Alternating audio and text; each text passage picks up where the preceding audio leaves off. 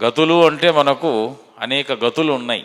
ఉత్తమ గతులు, అధమ గతులు, జన్మగతులు, జన్మాంతర గతులు, ఇలాంటివి. ఇవి ఏవీ లేనటువంటి వాడు పరాగతి, పరాభవుడు. పరాభవమే లేనటువంటి వాడు పరాభవుడు. కాబట్టి పరా అనేటువంటి శబ్దంలో ఎట్లా ఉందంటే శక్తి శివయుక్త పరాభవ పరే భవతి. భవమునందు ఎవరైతే దాగి ఉన్నారో అది పరాభవం.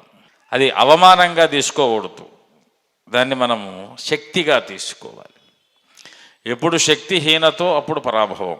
అందుకే సిద్ధ్యసిద్ధ్యో సమే భూత్వా లాభాలాభౌ జయాజయౌ. కాబట్టి మనకు సిద్ధులు అవుతాయా? దేవుడి పూజ చేస్తే ఫలితం వస్తుందా?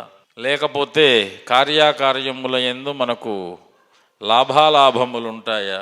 లేదు అంటే జయాపజయాలు ఉంటాయా? ఇవన్నీ కూడా మనం పట్టించుకోవాల్సిన అవసరం లేదని చెప్పేటువంటి గీతాశాస్త్రం ఏం చెప్తోంది?